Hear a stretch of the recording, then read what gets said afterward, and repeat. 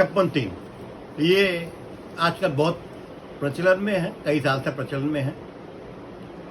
जब कोई थानेदार किसी संज्ञेय अपराध का संज्ञान नहीं लेता, एफआईआर नहीं लिखता, वादी को तंग करता है, तो उसके बाद एप्लीकेशन दी जाती है एसएसपी के यहाँ।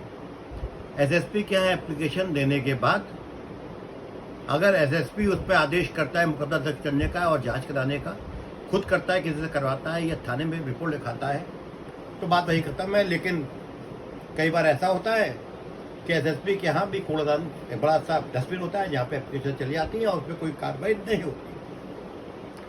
उस समय क्या विकल्प रहता है वादी के बाद?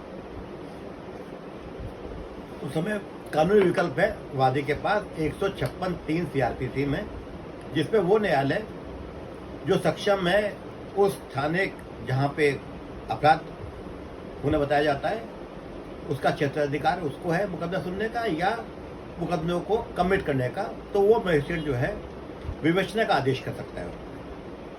और विवेचना के लिए क्योंकि एफआईआर जरूरी है, इसलिए एफआईआर लिख करके जांच होती है और 173 में रिपोर्ट आती है।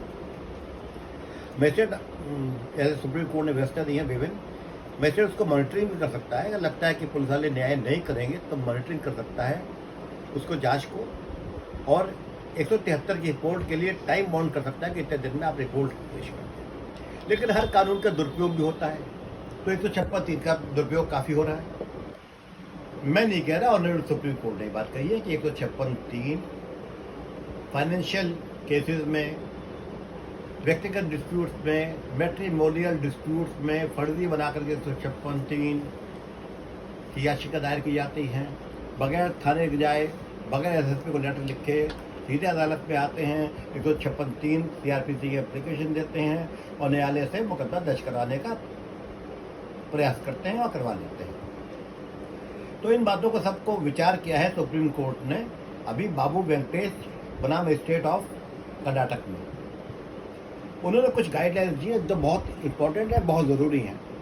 पहली बात उन्होंने ये व्यवस्था दी है, पहले भी आ चुकी है, कि आपको पहले 154, 1 और 3 की कार्रवाई करनी पड़ेगी।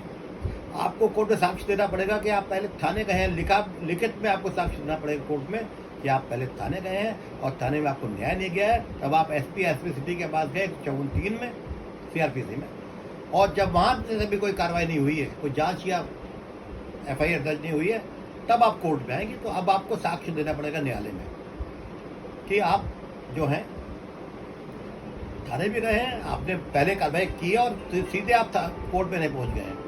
उसके बाद अनिवार्यता और कर दी गई है कि आप उसमें एफिडेविट देंगे, जो वादी होगा उसको एफिडेविट देना पड़ेगा 156(3) सीआरपीसी के एप्लीकेशन के साथ, ताकि वो बाध्य हो जाए सच बोलने को। और अगर उसकी बात झूठी पाई जाती है तो उसके खिलाफ न्यायालय संज्ञान लेके उसके खिलाफ मुकदमा दर्ज करा सकता है। तो अब ये व्यवस्था नई आ गई है। एक तो आपको सबूत देना पड़ेगा कि आप पहले थाने गए हैं, एसएसपी के यहाँ गए हैं, लिखित सबूत देना पड़ेगा। उसके बाद आपको अदालत में एफिडेविट देना पड़ेगा अपने फैक्ट्स जो आप असल्ट कर रहे हैं, जो आप अपराध असल्ट कर रहे हैं, उनके सपोर्ट में कि जो आप बात कह रहे हैं वो सही है। देखिए थोड़ा बिना इसमें थाने में एफआईआर होती है, एफआईआर में दस्तखत होते हैं, 161 के बयान में दस्तखत नहीं लिए जा सकते कानूनी तौर पर, ना एफिडेविट लिया जा सकता है।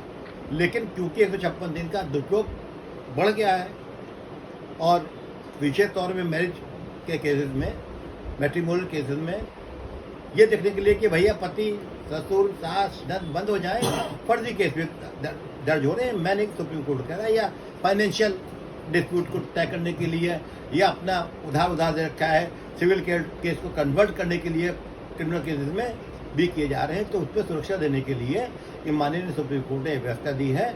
इसको पढ़िए, इसको समझिए और तब आप 156(3) में न्यायालय में आकर के प्रार्थना पत्र दें, क्योंकि अगर कोई कमी हो गई तो वो आपकी जो भी प्रार्थना पत्र होगा वो खंडित किया जा सकता है, और वहाँ नहीं होगा तो आर्टिकल 226 में हो जाएगा या एसएलपी में हो जाएगा। इसलिए ये सारी बातें देखें, पढ़ें, समझें। अगर ये सारी शर्तें आपका क्लाइंट पूरी कर रहा है तभी आप 156(3) में न्यायालय में आइए। और न्यायालय को अधिकार और दिया है कि जल्दबाजी में आदेश पारित नहीं करेगा कोई वो 156(3) की एप्लीकेशन में। अपना दिमाग लगाएंगे, विवेक लगाएंगे और ये देखेंगे कि प्रयास करेंगे किसी भी तरह, किसी भी स्तर से due to because of preliminary investigation by police कि वो कहीं झूठा मुकदमा तो नहीं किया जा रहा है। धन्यवाद।